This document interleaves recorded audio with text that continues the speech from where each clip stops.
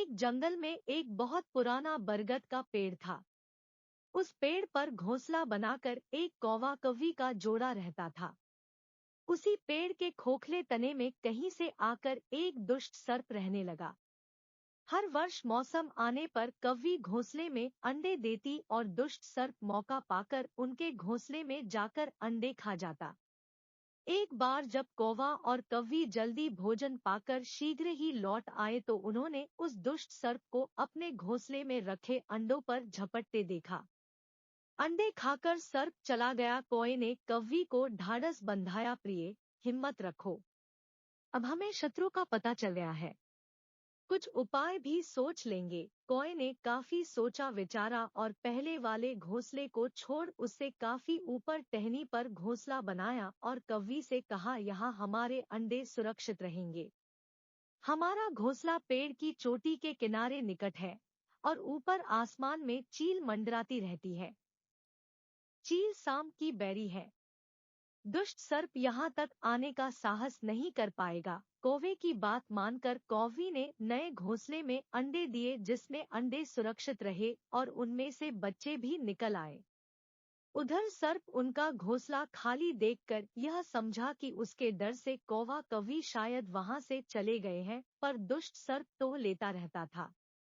उसने देखा कि कौवा कौवी उसी पेड़ से उड़ते हैं और लौटते भी वही हैं।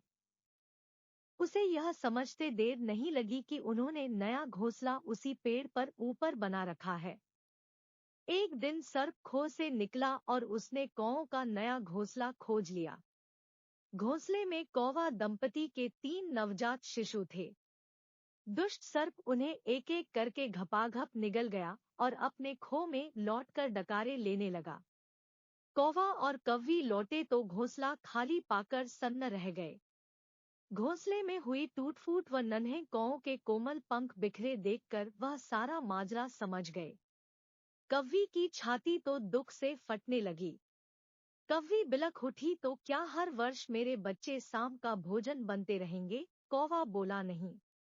यह माना कि हमारे सामने विकट समस्या है, पर यहाँ से भागना ही उसका हल नहीं है। विपत्ति के समय ही मित्र काम आते हैं। हमें लोमड़ी मित्र से सलाह लेनी चाहिए। दोनों तुरंत ही लोमड़ी के पास गए। लोमड़ी ने अपने मित्रों की दुख भरी कहानी सुनी। उसने कौवा तथा कौवी के आंसू पोंछे। लोमड़ी ने काफी सोचने के बाद कहा, मित्रों, तुम्हें वह पेड़ छोड़कर जाने की जरूरत नहीं है। मेरे दिमाग में एक तरकीब है जिससे उस दुष्ट सर्प से छुटकारा पाया जा सकता है।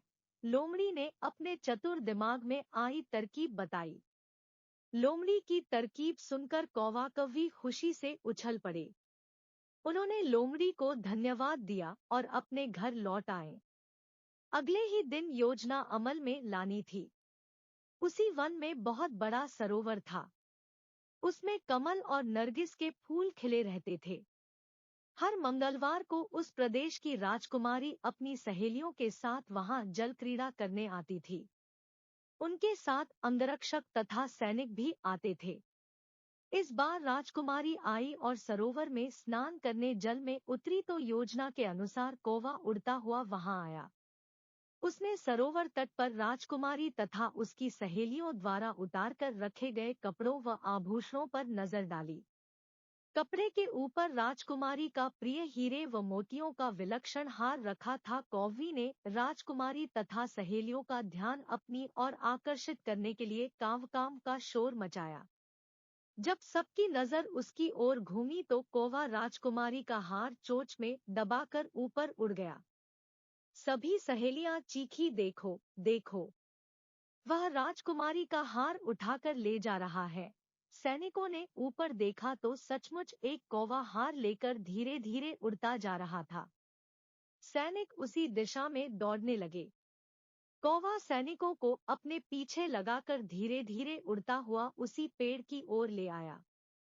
जब सैनिक कुछ ही दूर रह गए तो कौवे ने राजकुमारी का हार इस प्रकार गिराया कि वह सांप वाले खो के भीतर जा गिरा। सैनिक दौड़कर खो के पास पहुंचे।